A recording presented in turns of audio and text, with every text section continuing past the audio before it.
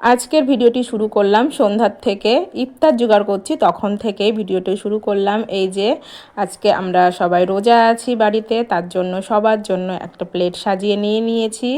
আর এই যে চিনি লেবু দিয়ে শরবত বানিয়ে নিয়েছি, আর সবার জন্য প্লেটও সাজিয়ে নিয়েছি। তো সেই যে সব কিছু গুছিয়ে গাছিয়ে নিয়েছি। আর এই যে রোজার মাস আসলে কিন্তু অনেক মজা হয়, আমার তো অনেক আনন্দ হয়। তো তারপরে সবাই ইফতার করে নিয়েছি, নেওয়ার পরে নামাজ আদায় করে নিয়েছি। নেওয়ার পরে আমার শ্বশুরমশাইয়ের আজকে এই যে দুধ জাল দিয়ে নিয়েছি, লাচ্ছা সেমাই খেতে খুবই ইচ্ছে করছিল, তা বলেছিল, ওই জন্যে আনা হয়েছে। তো আমরা চেষ্টা করি সবসময় যদি কেউ কিছু খেতে চায় তো সেটা খাওয়ানোর।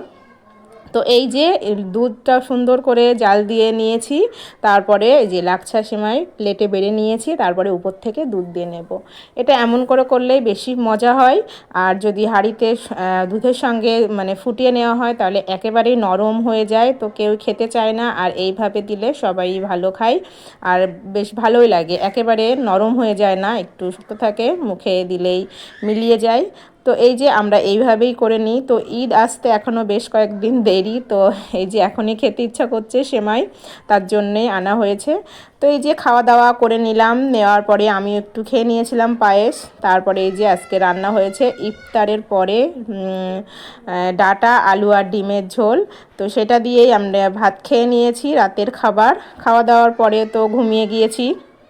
সবাইকে বাচ্চাদেরও খাইয়ে দিয়েছি, সবাই মিলে খেয়ে নিয়েছি। তারপরে তো রাত্রে নামাজ আছে, সেটাও করে নিয়েছি।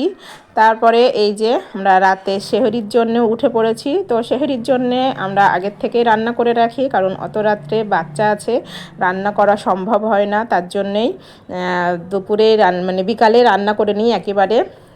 ইফতারের পরে যে ভাত খাই সেটাও রান্না করে রাখি তার জন্য। আর সেহরির জন্য বিশেষ করে এক ভাগের মানে এক রকমভাবেই রান্না করা হয়, যেটা আমরা ইফতারের পরে খাই সেটা আবার সেহরিতেও খেয়ে নিই।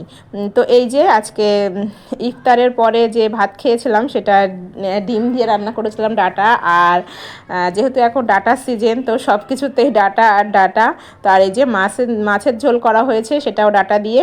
তো এই যে বাটা মাছ ডাঁটা দিয়ে আলু দিয়ে পাতলা করে ঝোল মানে রান্না করা হয়েছে, এটা কিন্তু অনেক মজার হয়েছে। তো সেহরিতে আজকে এই যে এই তরকারি দিয়েই খাওয়া হয়েছে। একটু হালকা মশলা দিয়ে খাওয়াই ভালো, কারণ সারাদিন রোজা রেখে বেশি তেল মশলা খাবার না খাওয়াই ভালো। আর এমনিতেও তেল মশলা সবসময় একটু কম খাওয়ারই চেষ্টা করি, কারণ প্রতিদিনের খাওয়া প্রতিদিনের রান্না যতটা স্বাস্থ্যসম্মত হয় ততই ভালো, যেহেতু বাচ্চারাও খায় আর বড়রাও খায়।